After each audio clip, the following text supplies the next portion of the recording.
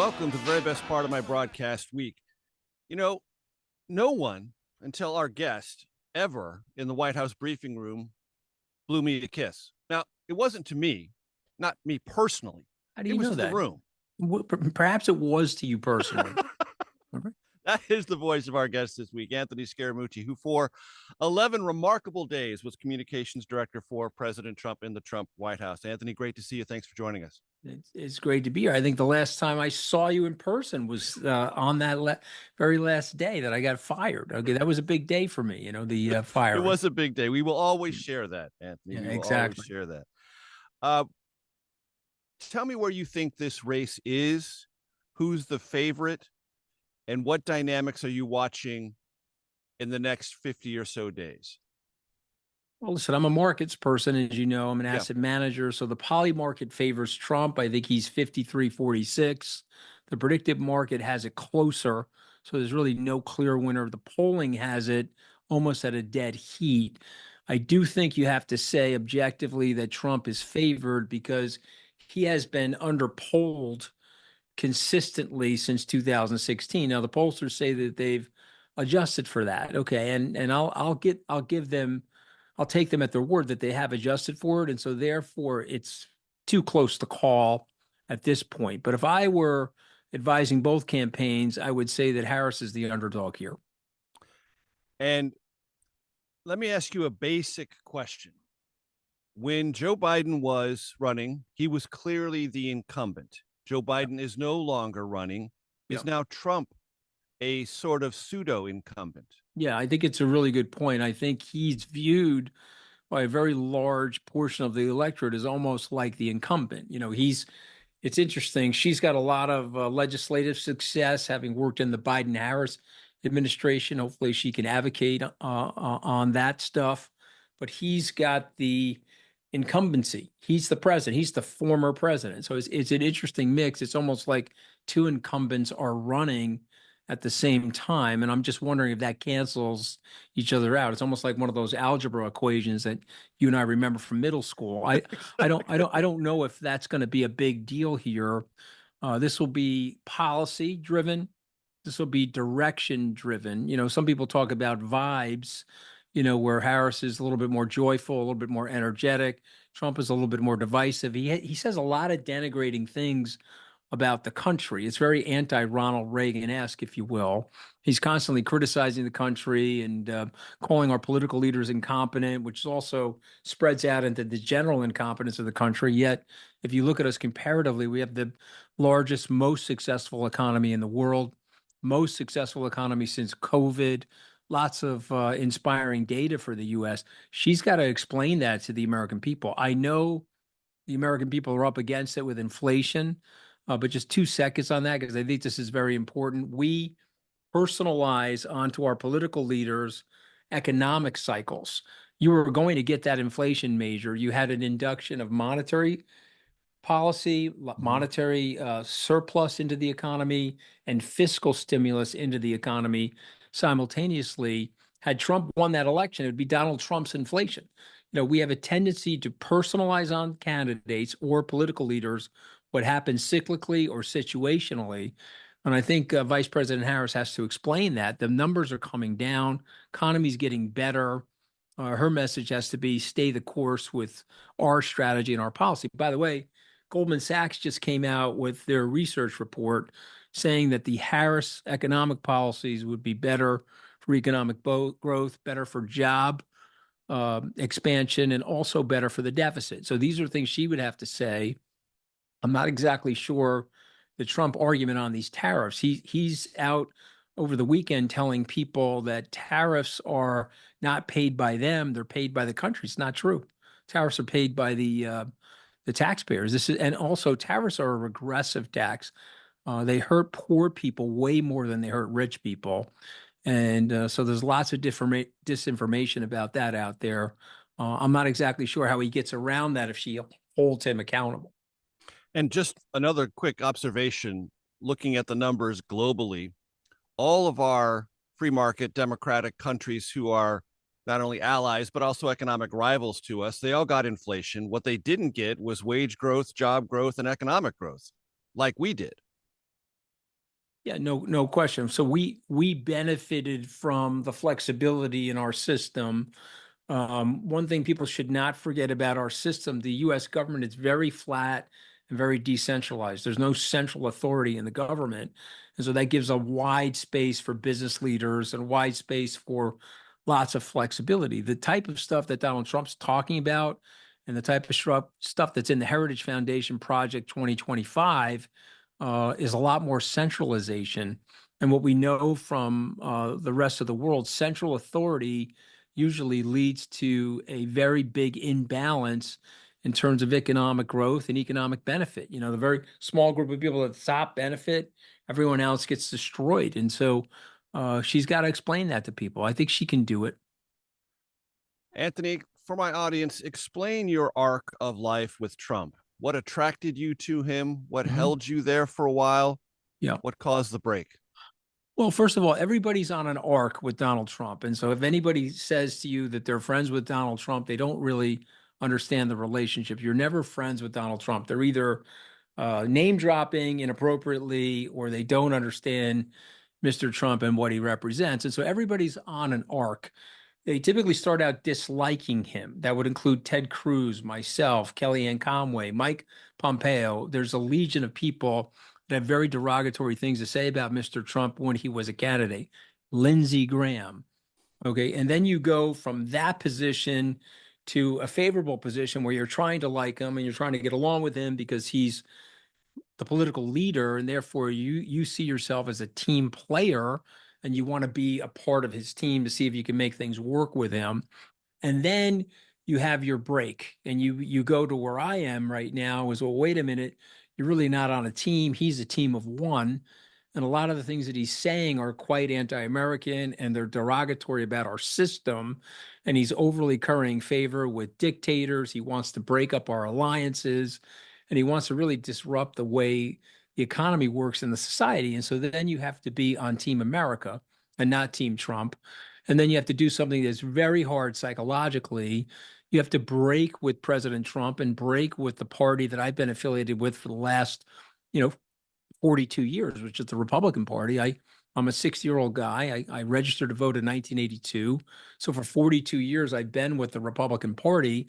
I had to break with them in 2020 and explain, hey, he's systemically dangerous to the society. I'm a patriot first and a partisan second. So that's the arc. Okay, now the thing about Trump is it's like a carousel. People board the carousel, and so J.D. Vance hated Donald Trump. You've got recordings of that. He's now on the carousel. I would say he's 6 months to 2 years behind me. He'll get burnt to a crisp, and he'll be denouncing Donald Trump sometime in 2026. Mike Pence. Mike Pence basically has said under no circumstances would he endorse Donald Trump. Started out negative, went to positive. Now he's in the negative category. And so this happens with everybody. And so I'm ahead of these guys. I laugh at some of these billionaires in Silicon Valley that are endorsing Trump. They're giving a cursory analysis of where we all were in 2016.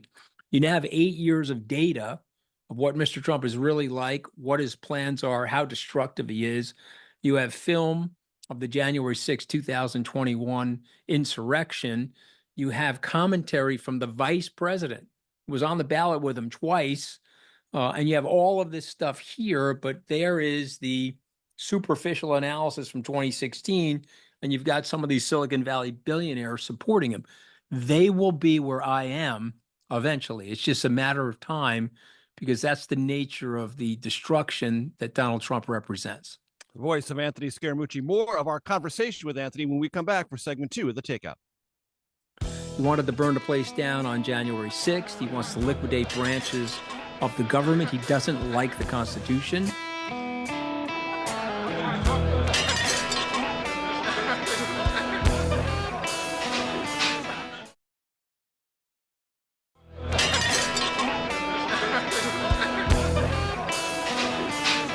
Welcome back to the Takeout. Anthony Scaramucci is our special guest. Anthony, you talked about this a little bit. I want to dig a bit deeper because you have insights to this that I think not every or very few of my guests do. You talked about the Silicon Valley billionaires. There are also some Wall Streeters who are with Trump again. despite, as you said, 8 years of data. What is that about at its core? Is it simply transactional? It's just a bet on a political figure they think will win and they want to be there early and remembered, or something else? Well, I think some of it is transactional. We have a tendency on Wall Street to be transactional. Some of it is the culture war. You have to accept that there's things going on the hard left that a lot of people don't like. The notion that they would be taxing unrealized gains in our system, which I think is probably the stupidest idea that I've ever heard. As an example, there are people on Wall Street that would cling to that and say, okay, well, I can't be with Vice President Harris because she and Joe Biden are suggesting that. So there are things about the hard left that moderate Wall Streeters don't like, and so they'll provide justification for being with Trump along those lines. But what I tell those people, what they're missing, that's a very superficial analysis. What they're missing is the high level of destruction. He wants to burn the place down. He wanted to burn the place down on January 6th. He wants to liquidate branches of the government. He doesn't like the Constitution. He's got people with him that are talking about a post-constitutional America.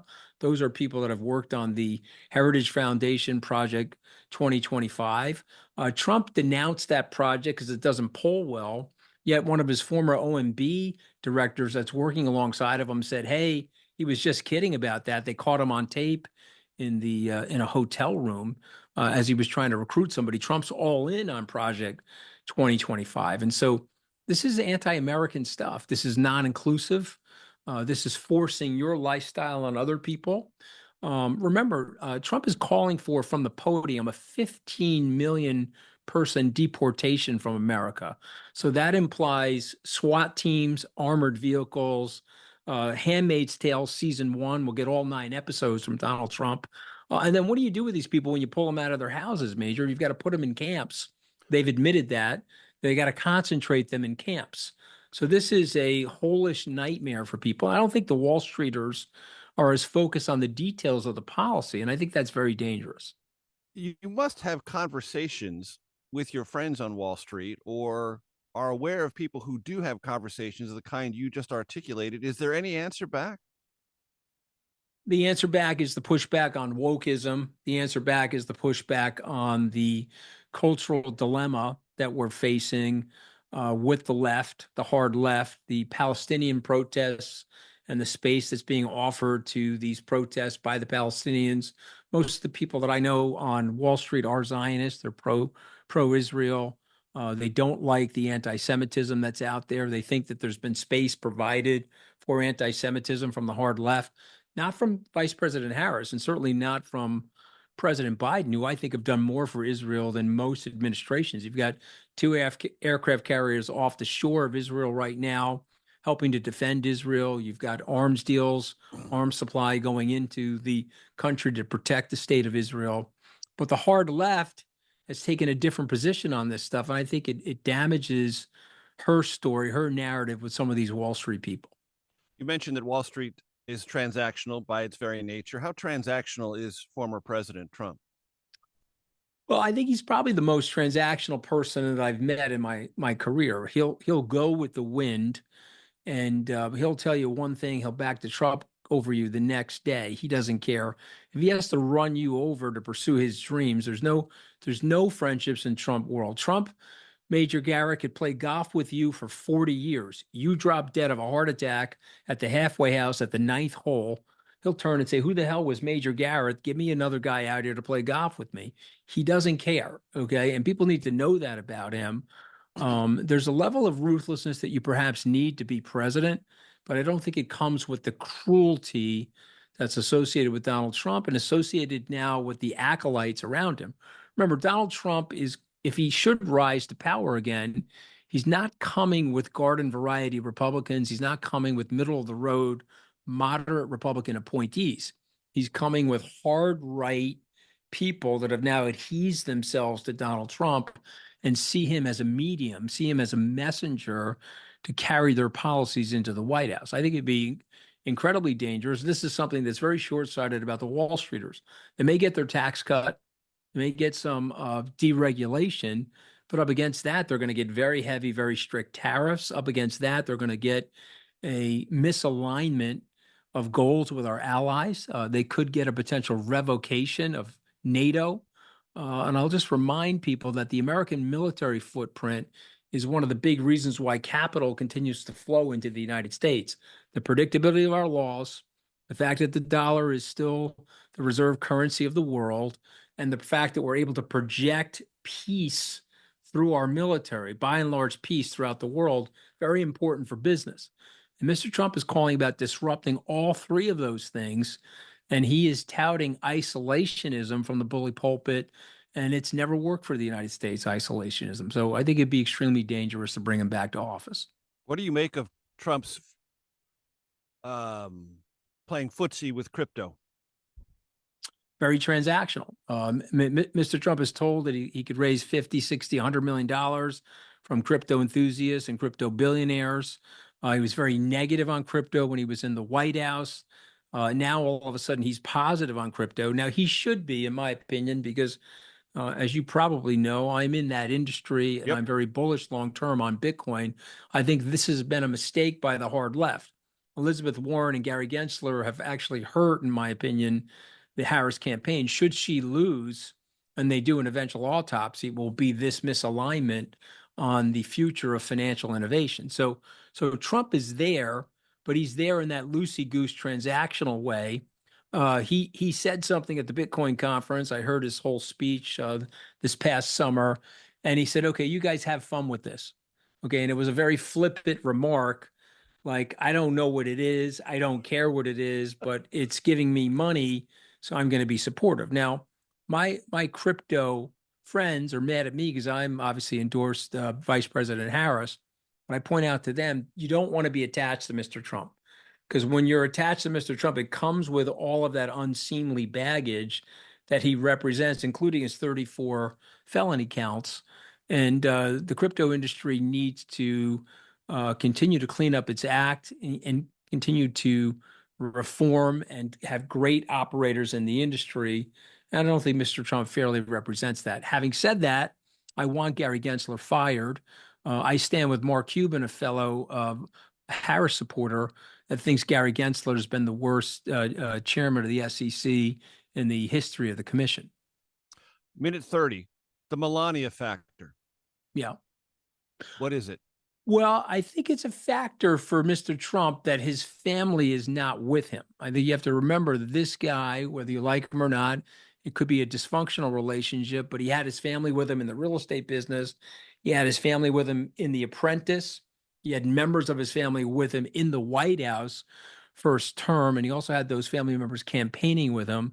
He has little of that now. I mean, one big tell is Corey Lewandowski re-arriving in Trump's orbit because he didn't get along well with Jared Kushner or Ivanka Trump. That tells me that those two are no longer part of this campaign. They have completely pieced out. Yeah, anywhere near it. So I think that has an impact on Trump. I think Trump doesn't like that, and I think it's hurting him in different ways because there's no temperance to his speeches. There's no modifier in there. There's nobody saying, "Hey, whoa, you may not want to say you're going to jail the donors of Vice President Harris." Oh, whoa, you may not want to say that you're going to pardon all of the January 6th insurrectionists that are in jail right now. You may be too far off the road. You may not want to say that Vice President Harris just turned black. She wasn't black prior to this campaign, but she's turned black. And again, I apologize. I'm even saying that on your podcast because it's so inappropriate and it's so outlandish. But this is the stuff that the family offered sort of a bumper or a modifier, a guardrail. It's no longer there. And so he's reeling all over the road. The voice of Anthony Scaramucci coming back for his for continuing our conversation in segment 3 of the Takeout. I promise I'll have my voice back when we return. Donald Trump is, let's take it back to 1947, old white America. Let me double and triple down on my base with J.D. Vance.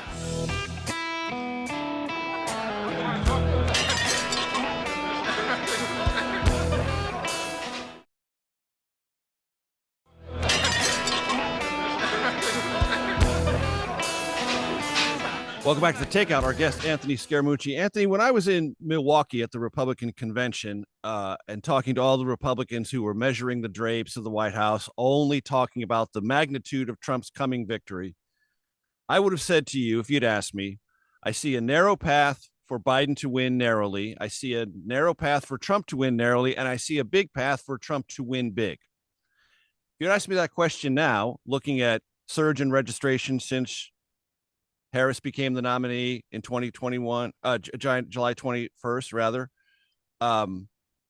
This demographic shift that you mentioned, the excitement, the sense of fundraising, I would say I see a narrow path for Trump to win narrowly. I see a narrow path for Harris to win narrowly, but I now see a path for Harris to win big. Do you see any path for Harris to win big?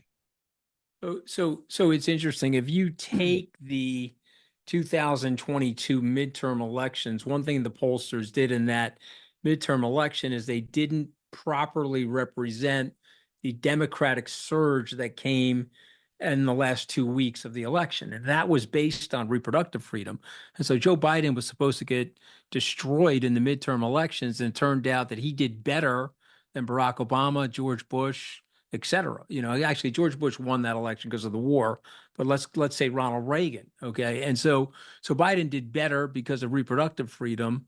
I think you've got a Obama coalition brewing for Vice President Harris. I think she's got outreach that's second to none. If you look at voter registration in the states that she needs to win, the surge has really been in the African-American community. It's been with women.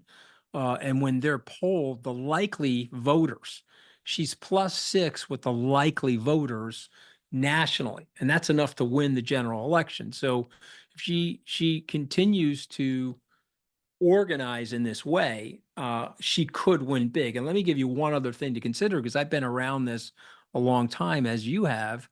This is a turnout election. A lot of people have already made the decision who they're going to vote for, but it's now, am I going to get that person to the polling?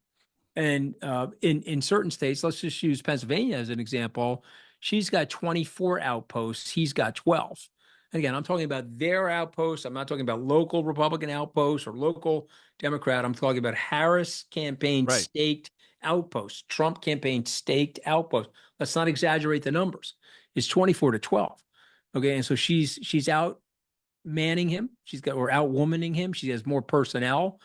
She's got more money to spend. And in the get out the vote election, she's favored to win that. And by the way, this, but it's worth repeating. Registrations for Republicans are on the decline. Registrations for Democrats are static to up a little. And of course, the largest number of voters now are independents. She has a path to win a lot of those independents because of what her message is, both on economic policy, where she stands with our allies, and where she stands with the general ideas around unifying the country and a forward vision for the country as opposed to something that's regressive that Donald Trump represents. Donald Trump is, let's take it back to 1947, old white America. And let me double and triple down on my base with J.D. Vance.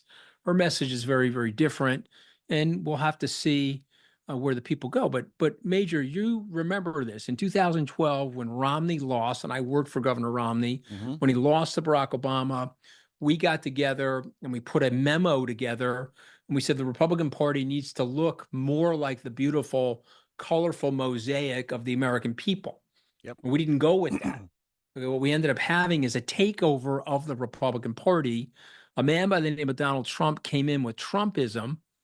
He was a third-party candidate, if you really want to look at it analytically, but he took over in an M&A transaction, one of the two parties, and he liquidated that traditional Republican Party, and he replaced it with Trumpism. And that's what we have now.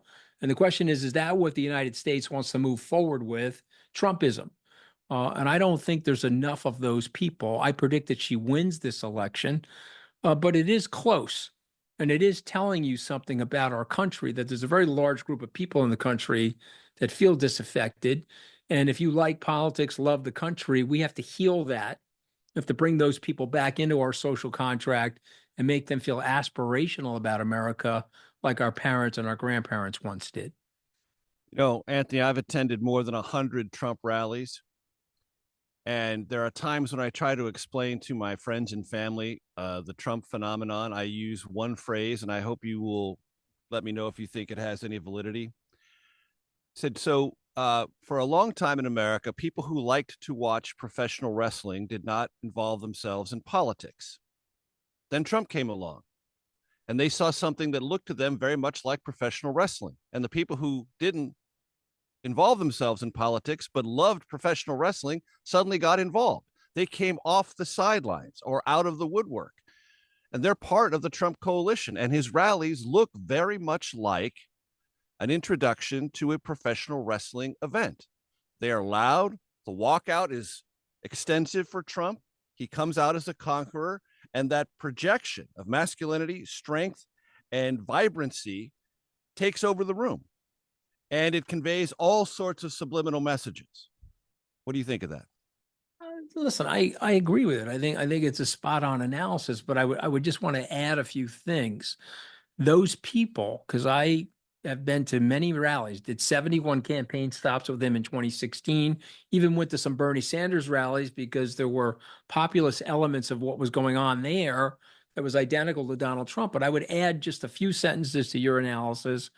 I would say when you ask these people that are at this pro wrestling like event, how do they feel about their standing in the world? A lot of these people felt that their parents and grandparents were blue collar aspirational, but they themselves now feel blue collar desperational. And so they're there because they see Trump as an orange wrecking ball. If the system is not working for me, I would like the orange wrecking ball to crash into the system and bring down the system so that we can create a new system. I would make a different argument to those people. I would say, no, the system needs to be tweaked and your voices need to be heard. And oh, by the way, the only politician in the last 16 years that heard them correctly was Joe Biden and his Vice President Harris. They came up with the CHIPS Act. They came up with the onshoring of manufacturing, the $250 billion legislation that they passed in the first year of their presidency. They came up with the Inflation Reduction Act, which benefited you in terms of bridges, roads, and tunnels, which we can point to that as a way to reduce costs of moving goods and services around the country. And we can point to that as a way that wages, something you said earlier in the podcast, wages have risen during the Biden administration. Yeah, we got the inflation, but every industrial nation got that. And I think that the weird thing about it is that they're delivering. The Democrats are delivering, but their messaging on what they're delivering hasn't been there. And that's because, if we're just being honest, and I say this with great respect because I honor him, I think he's a good man, Joe Biden is not the Joe Biden that he once was at age 60. And we're all going the same way, Major. So I say this with great levels of humility. When you're at 81, 81 is different to different people. Trump is 78, but he presents a lot younger than 78, whether we want to admit to that or not. He's having some missteps verbally now, but he does present younger than 78. And so what's before us are a tale of two visions for America. I think she's got the aspirational vision right. His is more destructive. And the question is, how emotional will the electorate be? Will they be tied to him no matter what? Certainly there's a group of those people, to Trump's own words, I can shoot people on Fifth Avenue, they'll still be with me. But is there some people in the middle say, I really don't want to go that far with the radicalism. I don't want SWAT teams deporting people in my neighborhood. I don't want to give up reproductive freedoms for the women in my family. These sorts of things I think are going to put her over the top, but she has to execute. And I will say this, because I've been a student of this. I've been on the contrary side of things as it relates to the media. I think she was right not to do any interviews prior to the convention. I think she's been right to be taking a back seat. The media doesn't like it, and a lot of people on the right are criticizing her. But imagine getting thrusted into the spotlight 50 days ago, where you were flipping pancakes and making bacon for your nieces. You're told by the president that he's out, Right. you're in. You now have to marshal all of the delegates. You have to make sure you don't gaffe, so you don't have some kind of like Pyrrhic disaster on your hands. You get through that process, and now you've got to prepare yourself for the debate. I believe that the campaign starts on the 11th for Vice President Harris. I think you'll see a media blitz from her. And I think you'll see a narrative, a compelling narrative of why she should be president versus Donald Trump. The voice of Anthony Scaramucci. Stay tuned for segment 4 of The Takeout, coming your way in just one moment. What he's representing is too divisive, and it's too long-term harmful.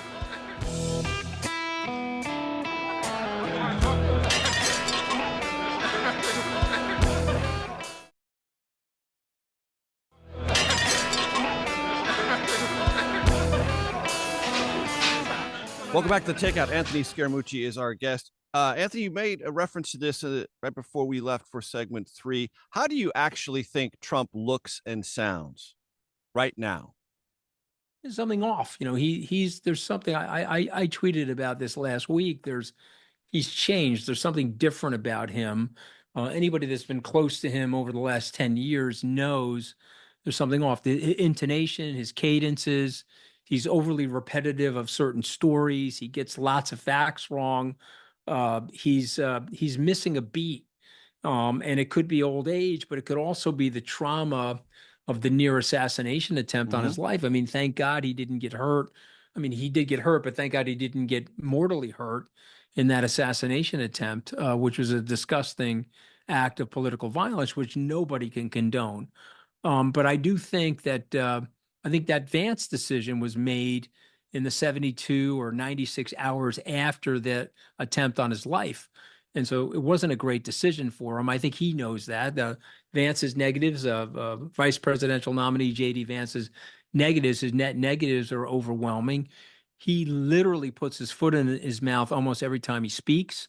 It's quite parochial stuff coming out of his mouth, not helping President Trump. It's caused President Trump to shoot in a machine gun-like way about abortion. One day he's for it, one day he's against it. He's going to vote for the proposition in Florida, then he's going to vote against it. He doesn't know where he is, and some of it's coming from his flank. Vance has not done a good job of advocating for him, and so there's something wrong there. It could be his age. Remember, he's 78, but he also was shot at, and that can have an effect on somebody major. I mean, we have to.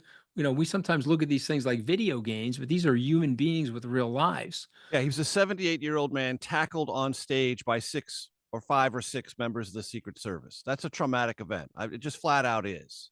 Straight up. It flat out is, but also, you're hearing of gunshots, and one of those bullets is whizzing by you, hitting your ear. It's got to be a big deal to somebody, and I think it's impacted him. I think it's also impacted the extremists in his speech giving. He's really trying to get attention now. He doesn't like the attention matrix post Joe Biden leaving the race. He can't stand that Harris draws big crowds. Yeah, she's drawing big crowds. There's lots of enthusiasm about her campaign.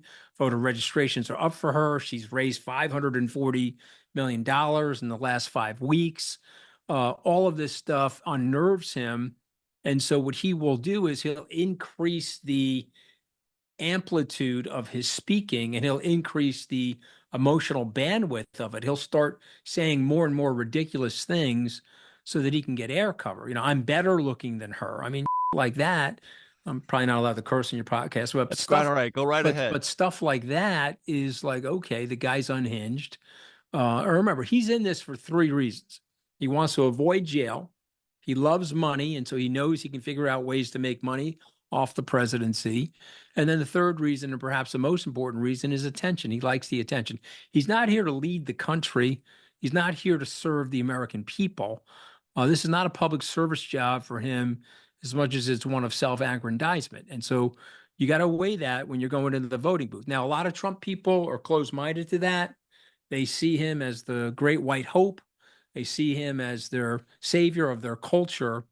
But if you really look at his life and you look at the way he's acted, he's anything but that. And I'm going to submit a rhetorical question to you and your viewers and listeners. If there were 40 of us that worked at a pharmaceutical company, and we all had good resumes and we were well thought of people, and we worked at a pharmaceutical company, said, hey, we were in the factory and we saw that pill being made, and that pill is going to poison your child.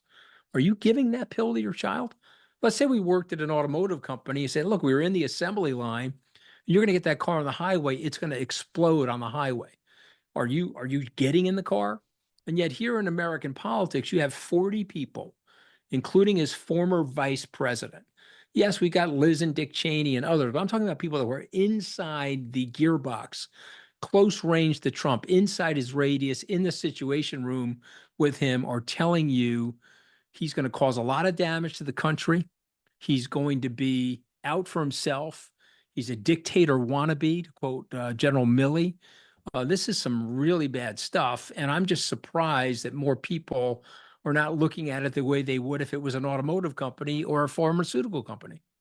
What do you think that's about, Anthony? That resilience of that support? I think it has to do with the culture. I think it has to, we become a tribally conflicted country.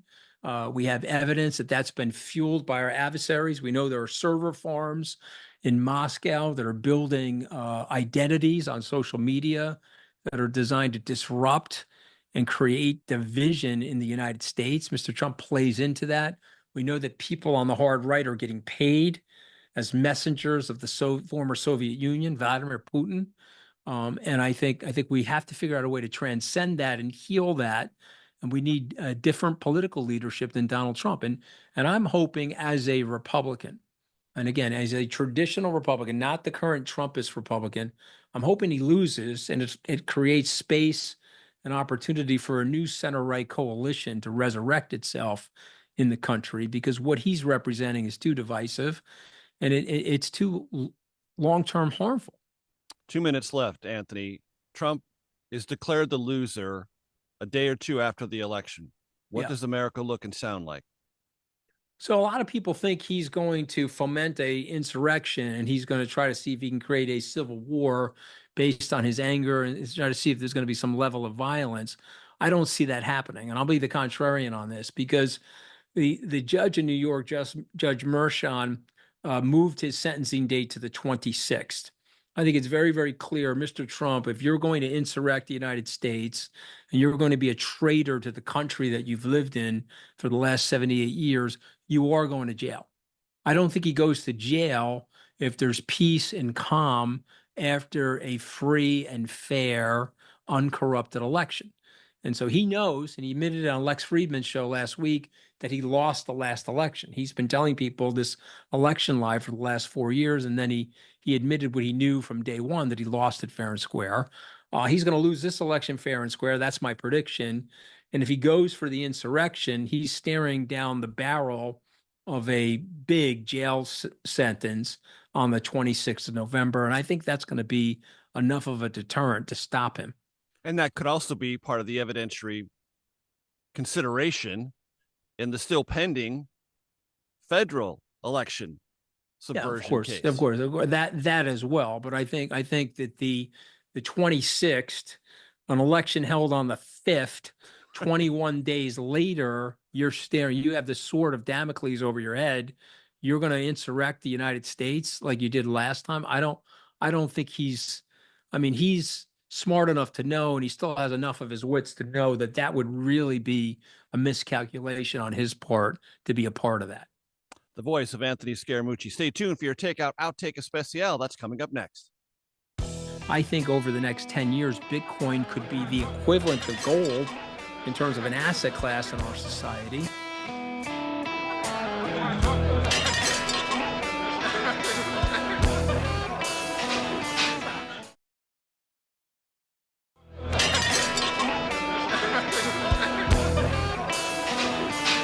Welcome to your Takeout Outtake Especial. Anthony Scaramucci is our guest.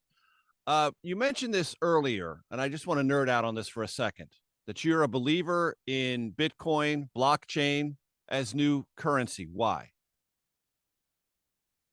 Well, I mean, you're part of the industry. It's too long-winded for your podcast, so I'm just going to recommend a few things. I would recommend that people read The History of Money by Neil Ferguson. In there, he explains what money means to us. And remember, money is a technology, Major. We take this instrument, whether it's digits in our bank account, paper in our wallets. We take this instrument and we trade it with each other. And it represents value to us. And so we know if I give it to you and you give it to the landscaper, he's going to meet the services required at your home, and then he's going to be able to buy food with the technology. The problem with the technology, though, the fiat technology, the US dollar, the euro, et cetera, is that the government keeps making more and more and more of it, and it's quite inflationary. So $2 of 1971 dollars is worth about $100 today. And I could take you through the math. It sounds so incredible, but I can take you through the math. But said differently, the price of 1 ounce of gold, which we think is very stable, was $35 an ounce in 1971. It's over $2,000 an ounce today. To just give you a sense for what we've done to the US dollar and this sort of rampant inflation. And so the technologists came up with a spreadsheet, a fully distributed spreadsheet. It basically said, hey, your money is a spreadsheet or a database. Your bank is effectively a very large secure database. And so we've decentralized this database, and we're going to enable you to transfer value between each other. That's quite hard. We've created this data on the internet that's fixed. There's no more supply of it. We've made 21 million of these tokens or coins, these digital tokens or coins. And remember, this started 15, 16 years ago at a half a penny. They're trading at about $55,000 today. And that tells you that the marketplace, remember, on Wall Street, we know a couple of things. Crowds can have mania. You can get excesses in crowds. But as Warren Buffett or any investor would tell you, there is wisdom in crowds too. There's efficient pricing in markets. There's thousands or millions of people that are analyzing something, and then they'll buy and sell it pursuant to what they think. And so something that went from a half of a penny to $55,000, as an intellectual, you have to look at that and understand why. And all I'm saying is that this will end up as another store of value like gold. Bitcoin represents a digital store of value, and it's trading right now at a $1.3 trillion market cap. Gold is about 17 trillion. I think over the next 10 years, Bitcoin could be the equivalent of gold in terms of an asset class in our society. And don't go by me, I'm 60, but think of the 30-year-old right now that is fully versatile in the digital world, in the virtual world. They will be embracing Bitcoin when they're my age. Okay. And I just want you to think of that expansion the same way you and I got to the internet. We were a little older than our children. Our children are way more versatile with the world of digitization than we are. We started in the world before there was email, you and me, unfortunately. And so we have to recognize that. And as this stuff starts to fully adapt and fully be embraced by the demography, I think there's lots of value there. And I would just say to people the following: I don't know anybody that's done the homework on Bitcoin that doesn't move towards Bitcoin and buy some Bitcoin. I've never seen anybody do a very deep dive on Bitcoin, learn as much as they could about it, and say, okay, you know what, I'm not going to own any of it. I haven't been able to find anybody, and I have friends in Michael Saylor, a very close friend of mine, is a Bitcoin maximalist. He's purchased since August of 2020, $8 billion worth of Bitcoin for his company MicroStrategy. So we sit on a very large investment in Bitcoin at my firm, Skybridge Capital. I own it personally. And I would tell people, I understand the skepticism because it's a new asset and a new asset class, but learn about it. And it would be wise to buy a very small piece of it. All of you are going to be very glad you stayed till this part of the Takeout Outtake Especial. So, politically speaking, Anthony Scaramucci, is Donald Trump's stock a buy, a hold, or a sell? Well, it's a really good question. It's got tremendous volatility, his stock, because obviously if he wins, it goes into the stratosphere. It'll be the biggest political comeback in U.S. presidential history, a convicted felon going to return to the presidency. But I think it's a sell. I think it's a stock that's losing momentum, and I think it's a stock that the gig is up, so to speak, or when the young kid declares the emperor naked, there's a sea change in what happens, and I think people are getting exhausted from the rhetoric and getting exhausted from the divisiveness. I love the country. I know you love the country. And I hear when people hear him talk about the country with such derogation, I think they get a little tired of it. So I think it's a sell. And so I'm long Harris. I'm long Harris options, and I'm short Trump going into the election. The voice of Anthony Scaramucci. It's been a pleasure. We'll see you next week, folks.